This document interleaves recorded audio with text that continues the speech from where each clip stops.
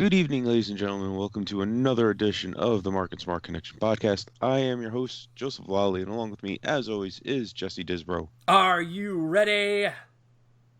And returning from his kayfabe headache, Matt Cooper. The kayfabe headache? What? Is that what you guys wrote for me? Yep. Mm-hmm. I couldn't have like a broken leg or something? No, No, you had a kayfabe no, headache. you were dealing with a headache. Hey, it was just as good as MJF's hangnail that kept him out of action for the last month and a half. Okay. If I'm in leagues with MJF, then I guess it's okay. Well, on this podcast, we are going to do a little something different. But we are going to do the marking out segment, right? Or no? Yeah, we're gonna do marking out. We're gonna do Okay. Smarks remarks. We're gonna do just the thing that we're doing for the big meaty topic's gonna be a little different. Instead of just like kind of going over what's happening at Money in the Bank, we're gonna do something a little different. Yeah, we're going to look at it in a new, fresh, and exciting way. Yep. And then we're going to finish off with the 1, 2, 3. And if you're listening for the first time and wondering what the marking out segment is, it's where Matt takes a look at what happened in this week's of wrestling and picks one thing that he went, oh my God, about and marks out about it. So, Matt, what was this week's marking out? Well, yeah, I'll have to be honest with you. I paid attention to wrestling sort of vaguely this week. And nothing on social media really stood out for me. By the way, the whole gist of this segment is I don't really watch the TV shows. I typically only watch the pay-per-views. So I follow what happens on Twitter, and I see the clips on Reddit and YouTube, and I try to decide what I think was the coolest moment. And nothing really stood out for me. But I am marking out about Money in the Bank, because what the hell are they going to do with that Money in the Bank quote-unquote ladder match where they have to fight to the roof of the headquarters in Connecticut? And that's the men and the women are going to do that at the same time, is what I heard this week, right? Yep. Theoretically, yeah. that's what I heard too. I'll believe it when I see it. I can't imagine. I have no fucking clue how they're going to do this. I imagine it's going to be another like very produced segment, which I'm fine with.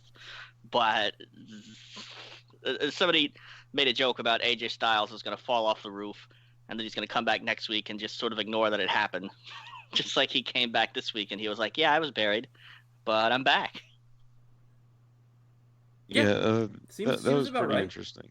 Yeah, we'll probably talk about that a little bit when we hit this, I guess, the next segment right now, the Smarks remarks this week. I don't know, Matt, if you had seen what happened on AEW, you might have marked out a little bit more about it. You didn't see the part where some guy got hit with a golf cart, right?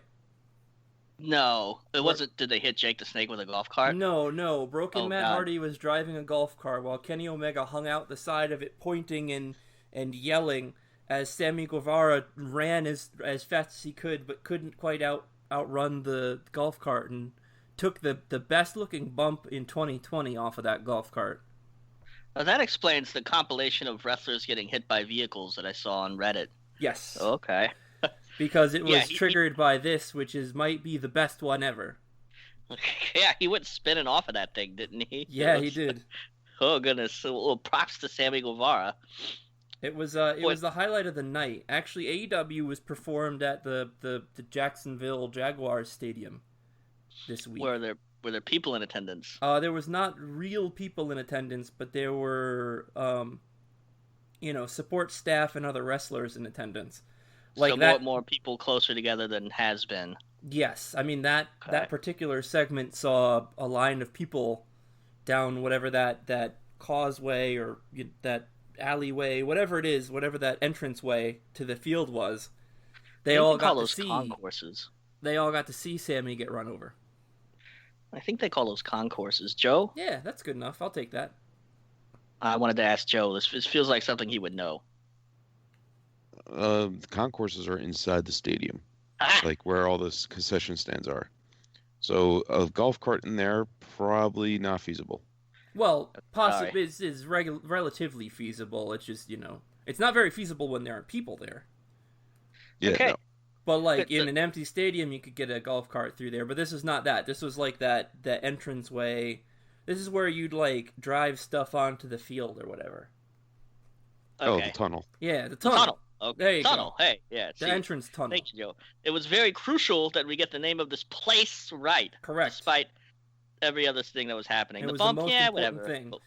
So the other most important thing about AEW this week was that they are going to do Double or Nothing again this year, and they are Cool. going to do it as it was normally scheduled, which was May the 27th. So many people are gonna die. Not May the 27th. May the 25th, I think it is. Okay. It is going to be empty stadium, so everybody's going to get a comp ticket to Double or Nothing next year. Who bought tickets for Double or Nothing this year? Oh well, that's straight up decent of them. Yes, very nice of them. And they announced the World Championship match for that. That's gonna be John Moxley versus. You remember the champion against the leader of the Dark Order. Bruiser. No, ooh, wrong name. You were on the right path, though. I was. I forgot. Bruiser Brody? Brody Lee. Brody Lee, okay. Yes, FKA Luke Harper. I'm excited to see that. Yeah, that should be fun. Yeah. And by the way, I'm glad you were impressed that I remembered the champion in AEW. I know that much at least. Thank you very much. You're quite welcome anytime. There was a couple of championship matches on Wednesday's NXT. Adam Cole defeated the Velveteen Dream in his defense. So the Velveteen Dream hasn't vanished off the face of the earth yet, huh? No, they gave him his championship match that they've been pushing. Okay. And who knows whether that was going to be a different outcome had things been different in the Velveteen Dream's world. But we'll see.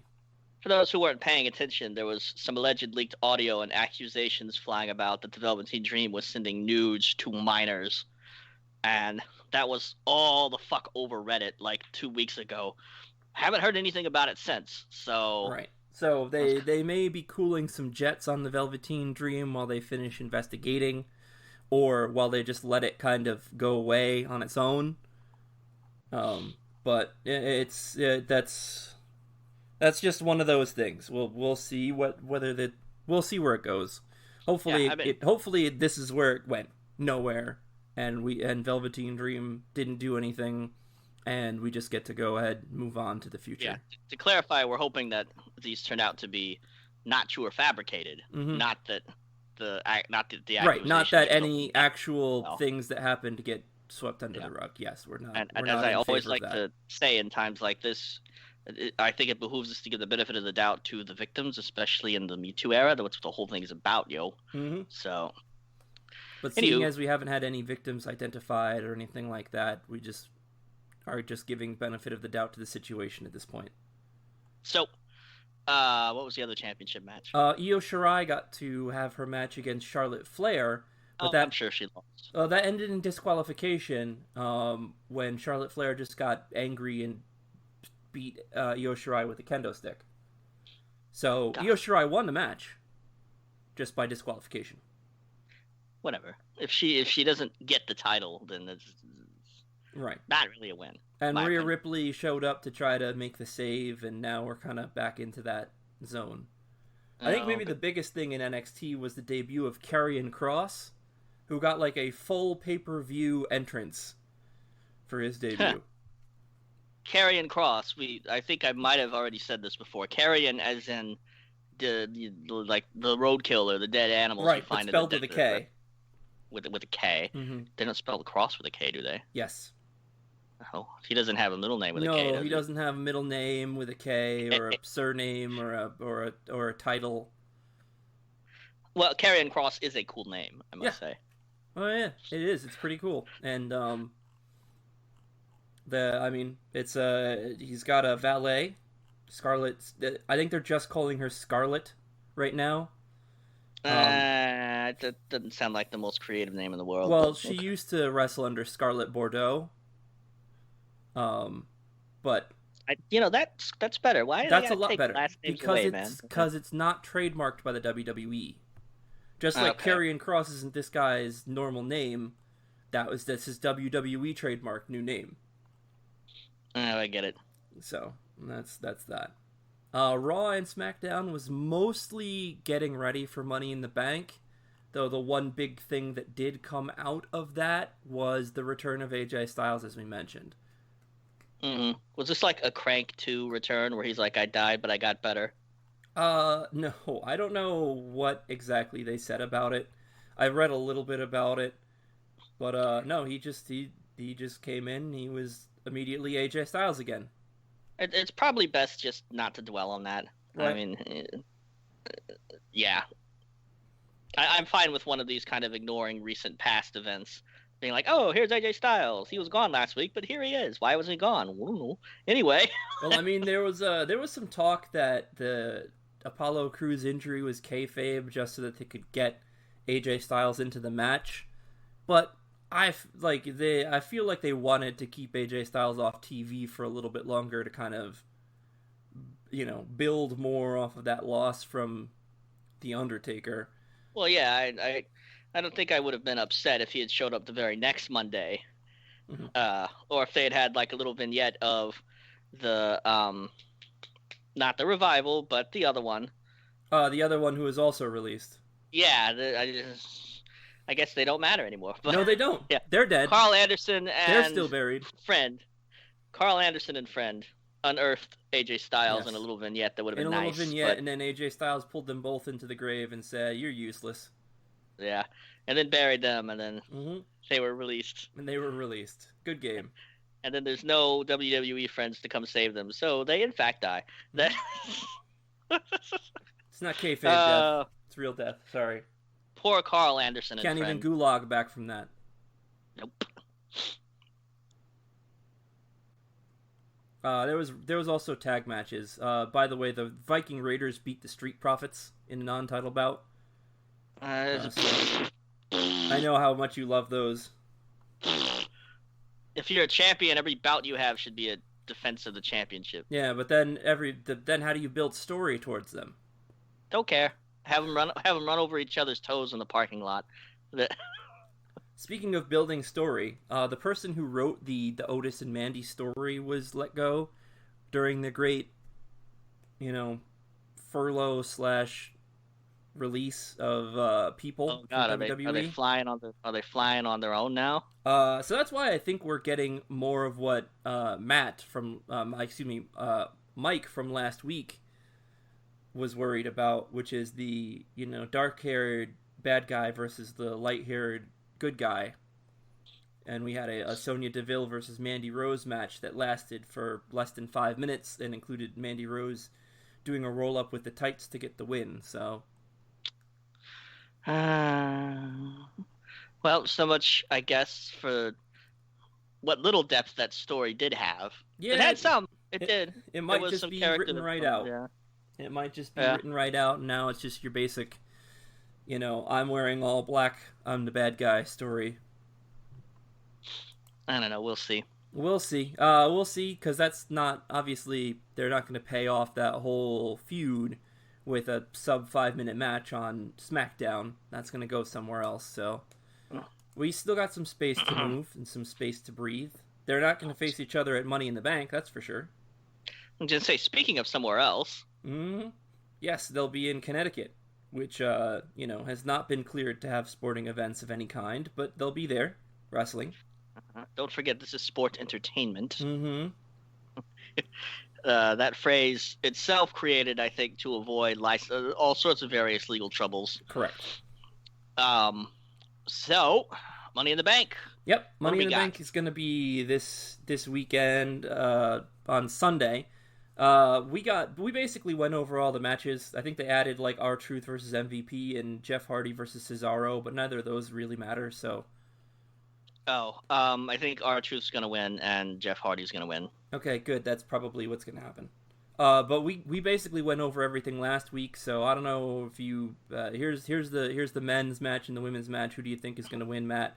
Well, let's do that. The men. So in the men. Daniel Bryan, Aleister Black, AJ Styles, Rey Mysterio, King Corbin, and Otis. Oh, it's a good list. They gave it to King Corbin last year, didn't they? It wasn't last year. Last year was Brock Lesnar. Oh yeah, Brock Lesnar got it last year. Or no, was it? Know. Wait, was it Brock Lesnar or Braun Strowman? Yeah, Brock Lesnar. Yep. It was Brock. Yeah. Yep. Yeah, because he had that whole Brock party. It was Braun the year before. Yeah. All right, fine. Give it to Baron Corbin. He'd have more fun with it. He would, and I think it'd be cool to have him redeem himself. Joe, who did you say last week that you thought was going to win, or did you wait until? Were you once again resolving judgment until we figured out who was in it? Yeah, I think I was waiting to see who the sixth one was, which is now AJ Styles, I assume, right? Yep. Okay. So, yeah, I don't know. I'm thinking Alistair, actually. I think Alistair Black would be really interesting as the Money in the Bank person. That's my that's the one I want to win the match. I don't know if it's my favorite to win the match, but that's the person I want to win the match.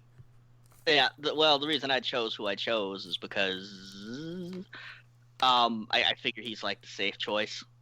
Yeah, so. It's a relative, and it's always easier to put it on a heel than a face. Yeah, well, but Alistair Black's kind of evil. So. Alistair Black kind of works in the gray space between, so it would work for him too. Okay. The women's Money in the Bank, including Mella is Money, Carmella, Lacey Evans, Dana Brooke, Asuka, Nia Jax, and Shayna Baszler. I figure they're going to stick it either on Lacey Evans or Shayna Baszler. Remember, Lacey Evans is a good guy now?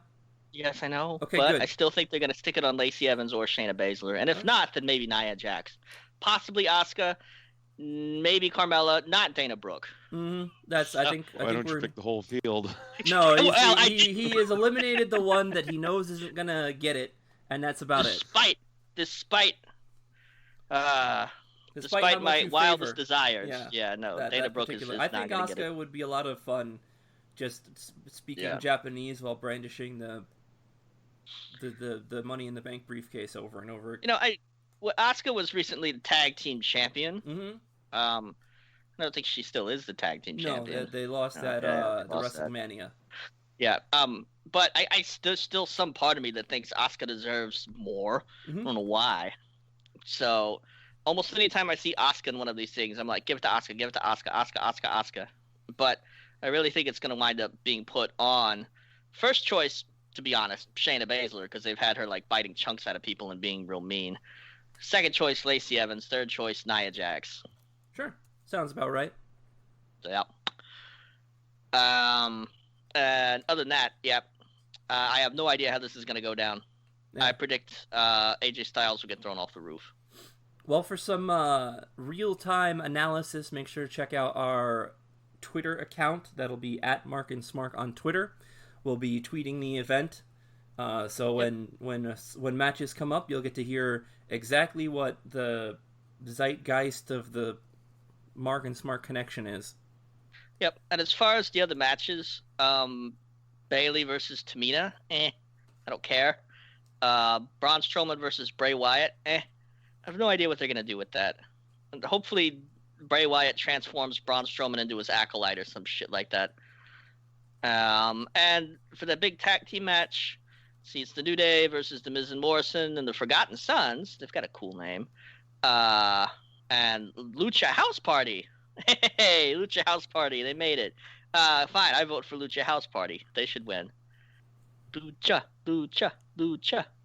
Yeah, that's why I didn't ask you about that, because you just went for half of them. So I was like, all right, cool. It's not really worth touching. Yeah.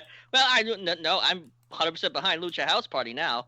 I used some of their lights in the entrance I created in WWE 2K19 that Joe hated. So. Hey, listen, like I said, the only reason I hated it is because I didn't realize when you broadcasted that stuff over the streaming services that no music would be playing. So when I just saw you walking down the entrance, I'm like, wow, this is a boring entrance. You made it a laser light show.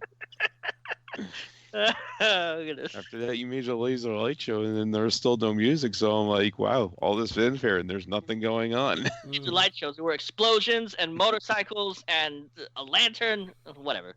I give up. I mean, you could have had friggin' Evil Knievel take a jump over you on the entrance, and it still wouldn't have been amazing. Right, because he would have been completely like soundless. It would have just been a motorcycle jumping over top, but without the. It doesn't really translate if I try to make the motorcycle motion on a podcast without using the sounds. Yep. That's all you got to do. No, but allegedly you don't get the sound audio-friendly. because it's it's audio that's not that the WWE doesn't own, or even audio that they do own, like all the entrance music songs. They're like, we don't have these. It's not allowed to be played on streaming services. And that's all. I've always found that to be weird about streaming and broadcasting. I understand it. The rights to music come with many strings attached a lot of the time, but since a lot of these is the WWE's own original creations, I don't know why I don't just stick it on the goddamn video game for broadcast. So, all right. So here's the thing that we're gonna do. Originally, this was gonna be part of a larger, grander scheme, but I underestimated the abilities of my teammates here. So I'm going to further undermine their abilities by doing Money in the Bank trivia. Wait, underestimated or overestimated? I guess I overestimated. I was gonna say, why? Thank you, Jesse. Wait, fuck you. I underestimated the ability for me to overestimate you. Okay. Money in the Bank trivia. Yep. All right, Joe, you're going down. Are you guys ready? Yes. The winner of this gets a taco. Oh shit, Joe, you're super going down. Okay, so I had a whole bunch of questions, and it was going to be super like cutthroat stakes to figure out who would be able to be the best GM in the history of the Mark and Smark Connection podcast show, but that's not going to happen anymore, so it's for the lulz. Here we go. Are you ready? Yes. I'm going to alternate back and forth between the two of you. If someone cannot answer, the other one can jump in. Are you ready? Uh-huh. Okay. I guess so. So, there are only two-time winners of the Money in the Bank briefcase match. Matt, can you name one of them? Dolph Ziggler. Dolph Orton. No, Dolph Orton is not the right answer. Joe, do you have one? The Miz? Nope, The Miz has only won one. Ziggler has only won one, and Randy Orton has only won one. Shit.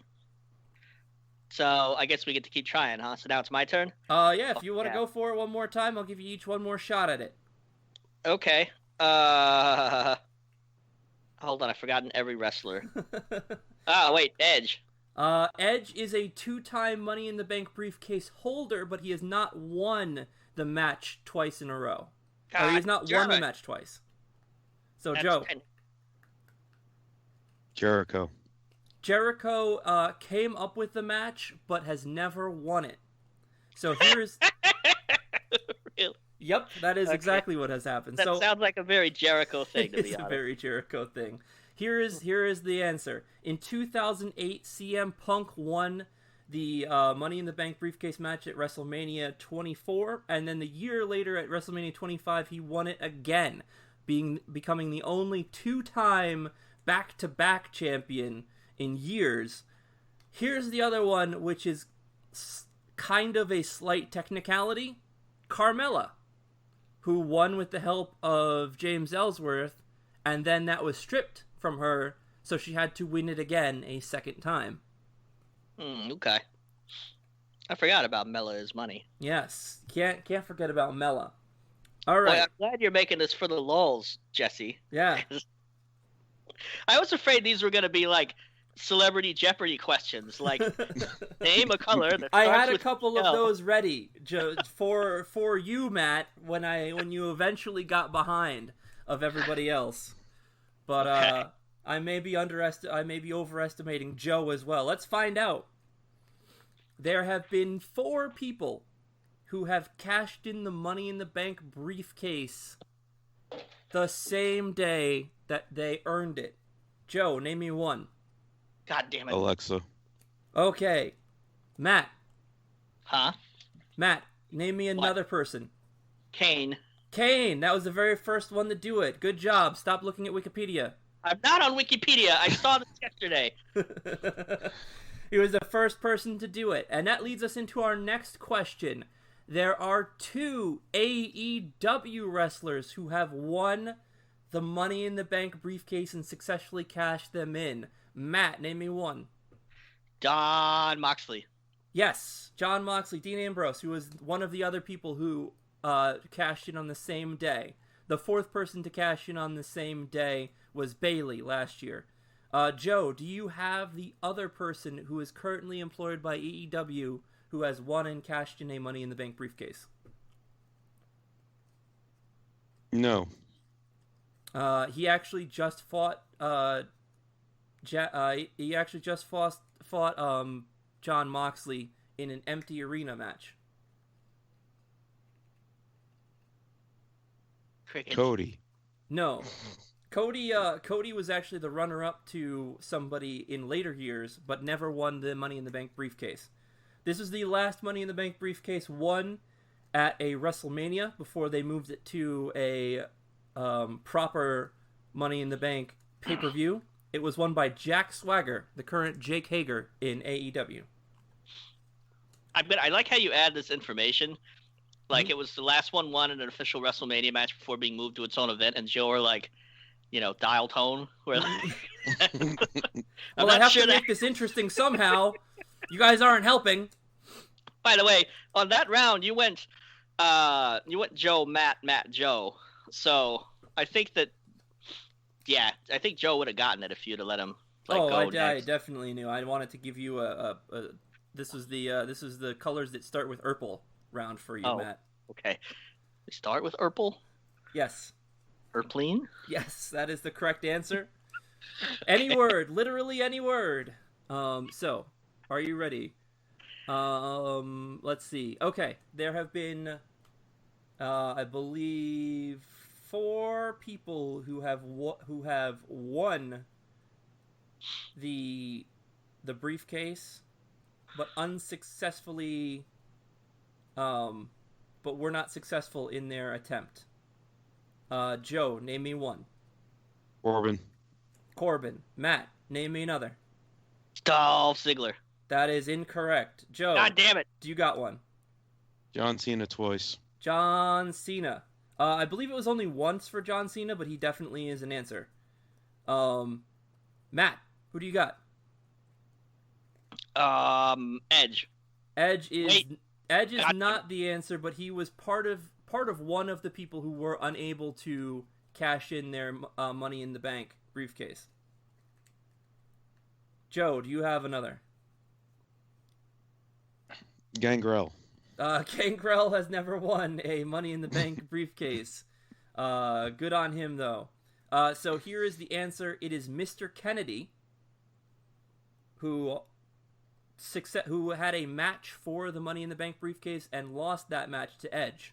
That's how Edge became a 2-time Money in the Bank briefcase holder. And that's that. Mr. Kennedy, he's floating around in my head like mishmashed together with Bob Holly.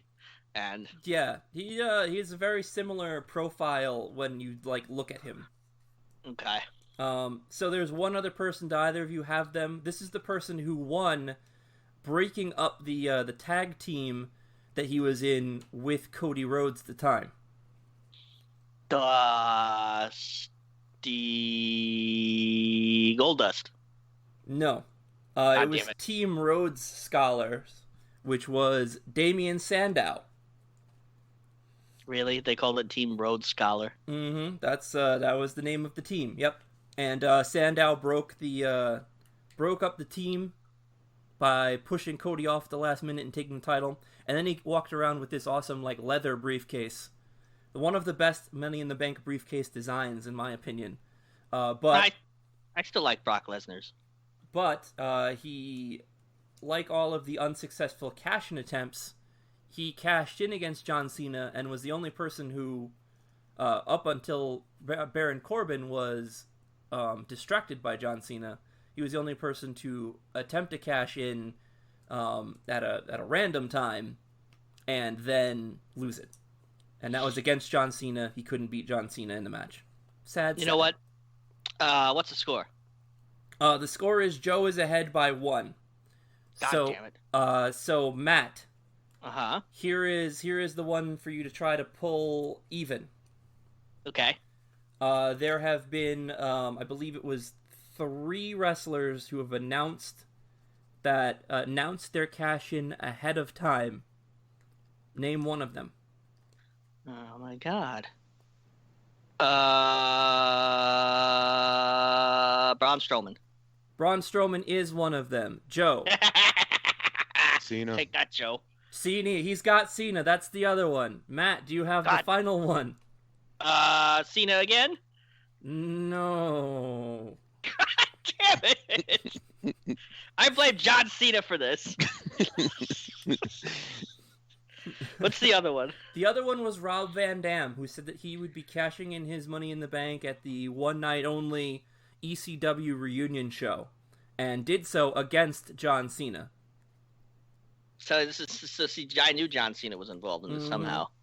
I used to like John Cena. Now I hate his guts. They do not count, Dean Ambrose, who prior to the match said that if he wins the match, he will cash in the Money in the Bank briefcase the same night. But they do not count him because he was not the champion at that point, and it wasn't like sense. Ahead of time, like sign a contract, etc., etc.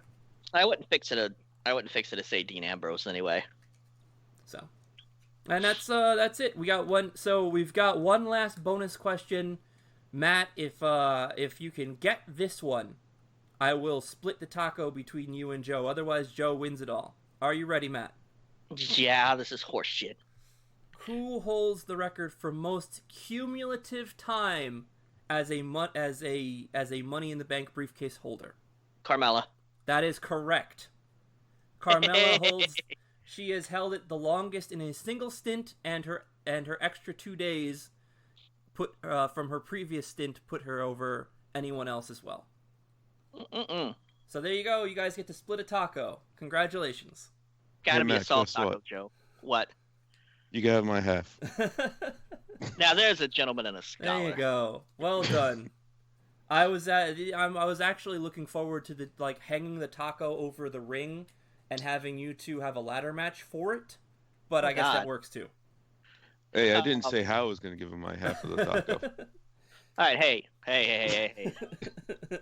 You can have my half of the taco after you beat me in a 45-minute Iron Man ladder match. It's going to be a half of a taco on a pole match. Half a taco on a pole. Yes. The glory days. All right, so that's what I had for you. That's a little different than what we normally do. A little something fun. That also gives you a little bit of history of the Money in the Bank briefcase match. I had a good time. Yeah. So since this will be so weird, it'll be its own trivia question one day. This climb the corporate ladder one. So yeah. Yeah. Who took the elevator to get to the top of the building? Took the elevator? Eric Corbin. They made the joke about Otis not being in it because he would clog up the elevator, is what I said. Like he clogs up his arteries. Yuck, yuck, yuck, yuck, yuck. Oh. That's WWE writing for you, so I can't really complain. I've come to understand it at this point. It's like dad jokes. Dad jokes are better than what that was. Otis is a big dude, and he eats a lot, but he also works out a lot, and I have no idea the state of his arteries. Nor do I. I haven't looked at his medicals recently, so we'll have to see. By the way, Joe, I object to the phrase "dad jokes." Okay, I wasn't the one that said it first, though. But that's true. I'll go find out who originated it on Twitter and beat them up. I didn't use it first. I actually was the one who said dad jokes, and then Joe just, okay. Sorry, I was thinking to blame That's what Joe was trying to... Listen, Matt, it's never Joe's fault. No, we blame him all the time. That's what he gets for being a connection, but it's never Joe's fault. He beat me in this goddamn Money in the Bank trivia, so now I have a grudge against him and John Cena. Hey, I got a 3-foot John Cena doll that comes around every Christmas Eve that you could beat up. So if that helps you out, then you can go ahead and do it. I don't know. 3 foot is like Still too big. That's okay. like, yeah, I mean, that's almost life size to Matt. Yeah. This is true. Anyway, so Matt's gonna go ahead and climb a 3-foot ladder, and I'm gonna be on the 2-foot ladder, and Joe's gonna be on the 1-foot ladder. No, I'm gonna be on the 1-foot ladder. Joe's gonna be on the 2-foot ladder, and Matt's gonna be on the 3-foot ladder, right? Yeah, because we're heading into our last sequence, or the second to last sequence, called the 1, 2, 3. So Although if you technically do want to put it into height ways, that does actually fit the bill. Yes, the first we way would you be put we it. would be pretty much close to standing at even height at that point. Yeah. So if you're listening for the first time, the 1, 2, 3 segment, we do it at the end. We think about Question mark? anything related to wrestling, tangential or not, and we talk about it, and the other guys cannot interrupt. All right? So I'm going to have number 1 this time, because I'm the shortest. You're on the 1-foot ladder. Okay, go ahead. I'm on the 1-foot ladder. Yeah, so, the wrestlers have been doing what they can to entertain themselves and us during the COVID-19 stuff. One thing that Xavier Woods in particular has been doing is he's had these sort of like Zoom podcast, YouTube video meetings or whatever. And he had one with the rest of the New Day, Xavier Woods, Kofi Kingston, and Big E. And Kofi and Big E surprised Xavier Woods by having none other than Topanga appear in the meeting, on video and everything. Her real name is Danielle Fishel. She played the character of Topanga back in Boy Meets World, a boyhood crush for many people the same age as Xavier Woods and the rest of us. And so I encourage you to go look that up and find it, because Xavier Woods, totally fanboys out, and it's great. All right. As the second topic of the evening, and if you heard me on last week's podcast, and also after WrestleMania's podcast, I was talking about wrestling bets and moves and how Bray Wyatt gave me 3 points throughout WrestleMania. Damn Bray Wyatt and his 3 points. That did not help me win. Well, there you are, bringing it back for Money in the Bank on FanDuel. So if you have FanDuel and have an account already, it's free to enter. All you just have to do is pick 6 wrestlers, and you get points for all the signature moves and everything else like that. And I, for one, did not pick Bray Wyatt this time, because I am not getting another 3 points from Bray Wyatt in a Firefly Funhouse match. Not doing that again. Right, I have number 3, and it's not the 3 points from Bray Wyatt. Knowing Joe's luck, he'll get 25 points from Bray Wyatt this week if he had picked him. So I will be talking about this, and I wanted to congratulate a certain redhead. That would be the man Becky Lynch, who now has the most cumulative time as the Raw Women's Champion. She recently passed Becky Lynch. She recently passed Alexa Bliss for the most cumulative time with that title. She already had the record for the longest single reign. So she's out there by herself for now. So that's all I got. Okay. And now for the last part of the show, this is the finishing move. This is where we think about everything that has happened in the show, and typically I come up with the name of a new finishing move on the fly. And in the past, I've also come up with the move itself, but after always choosing surfboards and DDTs, we've also passed that along to Jesse or Joe, should they have better ideas. They usually do. So, all right, Jesse, are you ready? You're going to love this one. Yes, go ahead. Okay, so the name of this finishing move is half a taco on a stick. Well, Joe, since that was your original move, or your original idea, and, yeah, you come up with it. And Matt stole it verbatim from you. He didn't even put any sort of a twist on it. Oh no, he called it a stick instead of a pole. That's right. That's Matt's twist on it. Go ahead, Thank Joe. you. Why don't you decide what the hell that is?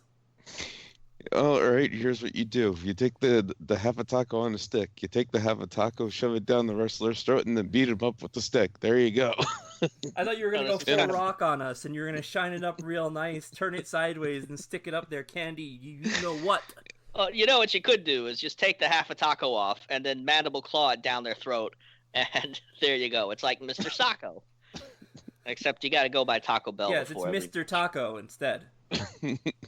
See, you thought it was stupid. Now it's clever. So, for the rest of us who do not have half a taco, we'll go back into the back and go to catering and look at the assortment of like dry cereals they've had at these tapings recently, and listen to the Mark and Smark Connection podcast, which you can find at markandsmark.podbean.com, Spotify, iTunes, Google Play Music, YouTube, at facebook.com/markandsmark. You can also find us on social at the aforementioned Twitter handle at markandsmark, and on Instagram at markandsmark, and at the Daily Smark website. So I guess that's it for everybody here. I am Jesse Disbro, and with me was one half of a taco and another half of a taco. So thank you for listening, and we will catch you next time.